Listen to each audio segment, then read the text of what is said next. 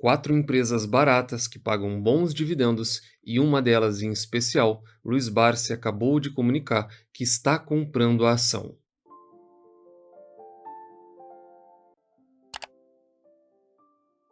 Sempre lembrando que na parte de baixo de todos os vídeos eu deixo uma lista de indicação de livros que você tem que obrigatoriamente estar lendo antes de investir em alguma ação, antes de entrar no mercado de capitais.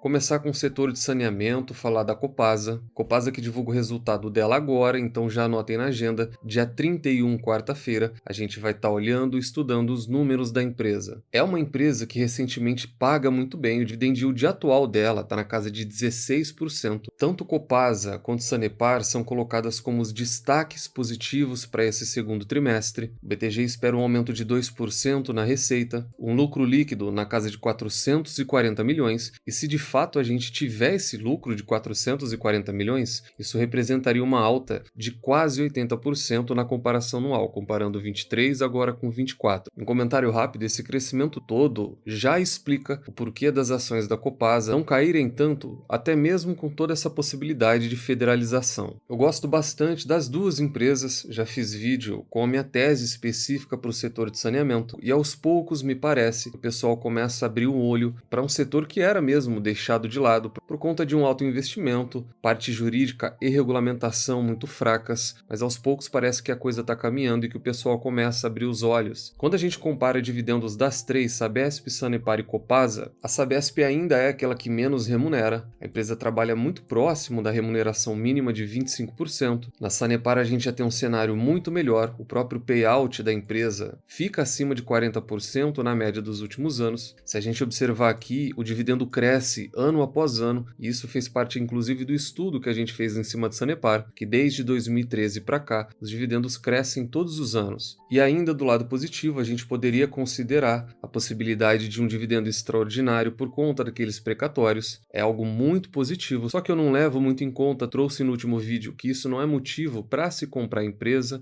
tem outros bons motivos para se tornar sócio dela, e no caso da Copasa, quando a gente fala exclusivamente de dividendos, ela é destaque dentre essas três, ela supera inclusive a Selic de tanto que ela vem remunerando. Nos últimos 5 anos, o dividend yield dela é muito alto, ela vem pagando muito dividendo extraordinário toda vez que a gente vê um payout tão alto, inclusive ultrapassando 100% em várias ocasiões, inclusive nesse ano, é que a empresa está distribuindo muito, por vezes acima daquilo que ela é capaz, mas contanto que ela tome conta do fluxo de caixa e da dívida, isso não é um grande problema, e na comparação das três, a Copasa ganha destaque quando a gente fala de dividendos. Comentário rápido aqui é que eu já trago alguns alertas desde que ela bateu na máxima histórica, e quem acompanha o canal desde o ano passado pegou aquela época em que a empresa era cotada a 14, 15 reais. E muita gente fez bons investimentos, hoje tem lucro, além do que recebe um dividend yield on cost também muito alto.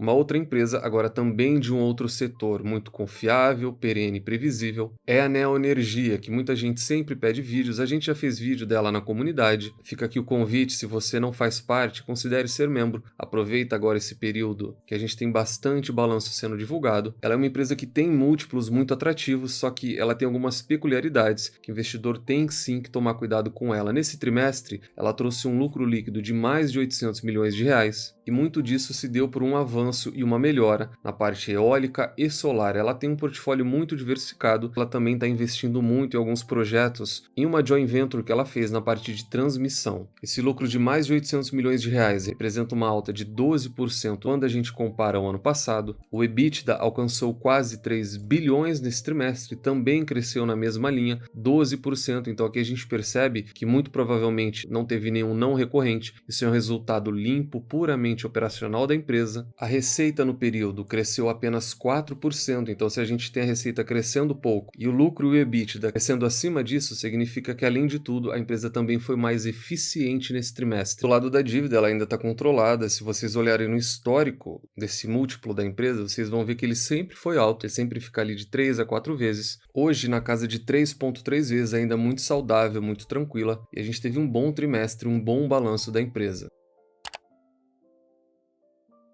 Comentar agora sobre a JHSF, que divulgou as suas prévias e também é uma empresa que está muito focada em remunerar o sócio. Aqui a gente fala de uma empresa que paga dividendos mensais. Anúncio do balanço dela, anota aí na agenda, daqui a pouco mais de uma semana, no dia 8/8. A empresa divulgou os números operacionais, foram bons números e a gente começa a ter cobertura e recomendações. Nesse caso, o Safra foi quem soltou o último relatório e ele enxerga um potencial de até 70% para as ações da JHSF. O Safra tem recomendação de compra para ação com preço-alvo de quase R$ 7. O principal motivo dessa recomendação é por conta de valuation, ou seja, eles enxergam a ação muito descontada quando compara com pares e muito descontada em termos de múltiplos. Do lado negativo, a parte do imobiliário teve números de vendas mais fracos e esse é o lado que me preocupa na empresa, já fiz vídeos sobre ela e estou muito curioso para saber o que ela vai trazer de receita e lucro recorrente. Esse é o ponto de virada chave para a empresa. Esses números ruins do setor imobiliário, que é um setor complicado quando a gente fala de bolsa de valores, foram compensados por sólidos resultados na divisão de receita recorrentes. Então aqui é onde está a virada de chave da companhia. As vendas de imóveis caíram 15% na comparação anual, que foi compensado pela divisão de recorrentes. Então os shoppings venderam mais no ano, parte de gastronomia também melhorou e o aeroporto também teve um aumento de mais de 40% no número de movimentação. Então aqui você percebe que a JHSF está buscando ter um portfólio bastante diversificado. Se ela atingir essa meta de aumentar a parte de receita e lucro recorrente, isso pode ser um grande ponto de virada para a empresa. Ela vai deixar de ser tão volátil e sensível, ela vai se tornar algo mais confiante, mais perene. E quando a gente junta isso com o fato dela querer pagar mensalmente, aí a gente tem uma boa empresa perene que também remunera muito bem. A gente vai falar dos dividendos dela daqui a pouco.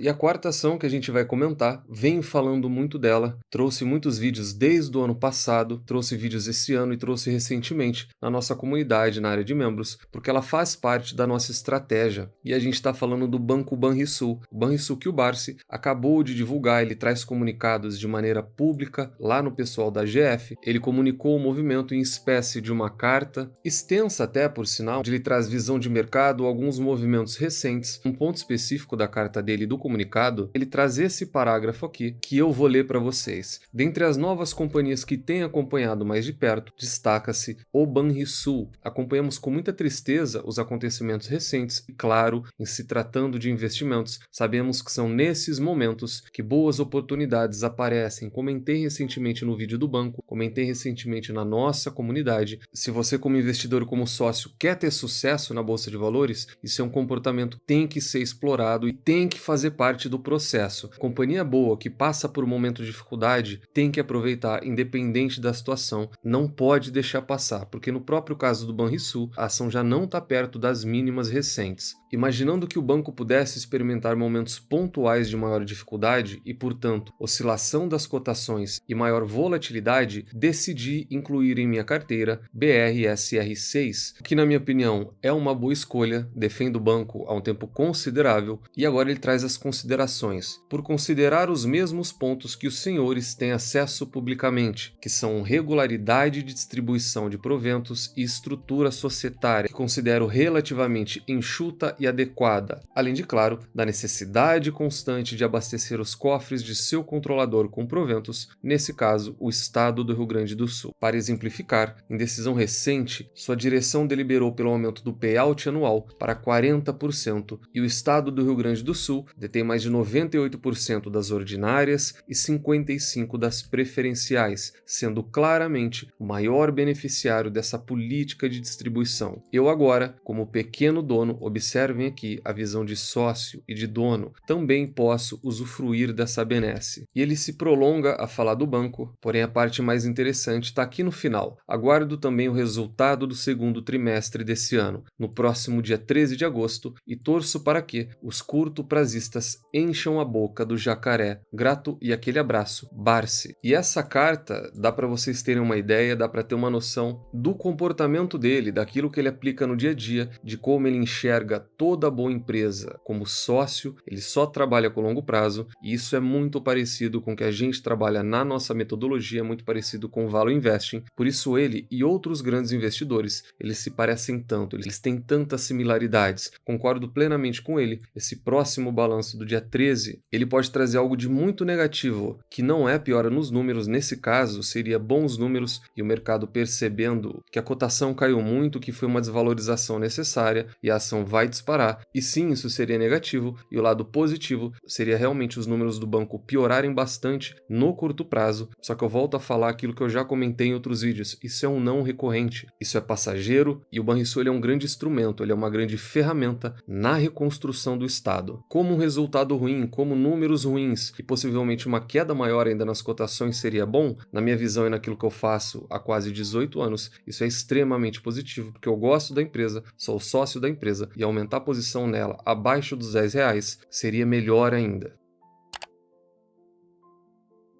E de maneira bem rápida para a gente fechar essas 4 ações de 4 setores interessantes, quando a gente fala de elétricas, saneamento e setor bancário, então, esses são inclusive os meus setores preferidos. Nessa última parte a gente tem 2 fatos. O primeiro é quanto custa investir e o segundo é que apenas com essas 4 ações, o investidor já experiente ou investidor que está começando hoje também, independente do capital dele, caso ele estude e escolha essas empresas, porque isso não é nenhum tipo de recomendação, ele já teria dividendos mensais. No caso da Copasa, ela é uma empresa que vem distribuindo muito. Nos últimos anos ela pagou de 4 a 5 vezes no ano. Se ela seguir a mesma linha do ano passado, a gente ainda tem mais 2 pagamentos até o final do ano. No caso da Neoenergia, que a gente fala agora do setor elétrico, ela já tem uma frequência um pouco menor, mas ainda assim apenas nesse ano a gente já fala de 3 pagamentos. A JHSF mudou a política dela recente, ela já teve uma boa frequência em 2023 e para o ano de 2024 a empresa já anunciou dividendos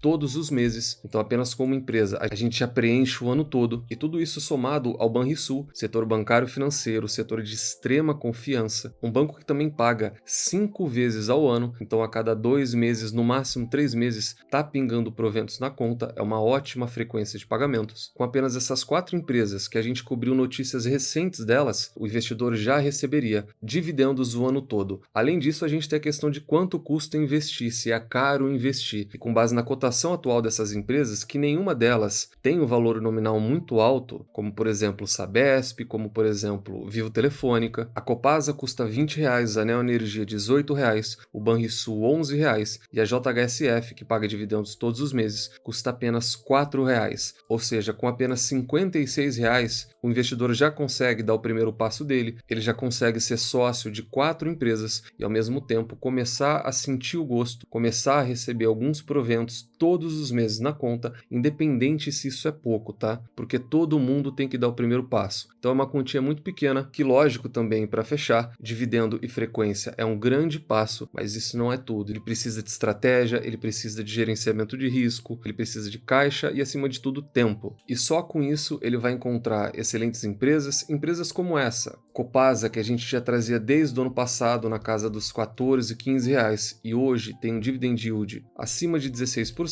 e Banco Banrisul, que agora até mesmo Luiz Barsi resolveu se tornar sócio da empresa. E caso você queira abrir conta no BTG, que é a corretora que eu utilizo para investir, com diversos benefícios e uma comunicação direta com o nosso assessor aqui da carteira da comunidade, tem um link no comentário e de maneira bem rápida, até mesmo pelo celular, preenche o formulário, que muito em breve o pessoal já vai estar entrando em contato com você. Deixa no comentário o que você achou, se é sócio de alguma dessas empresas ou não, e nunca se esqueçam das 3 chaves do sucesso. Encontre excelentes empresas a preços atrativos, com uma excelente gestão e nunca mais as vendam. Tranque as 7 chaves. O Value Investing foi e ainda é a melhor maneira do investidor pequeno e individual multiplicar o seu capital na bolsa de valores. Nos vemos no próximo vídeo e até lá.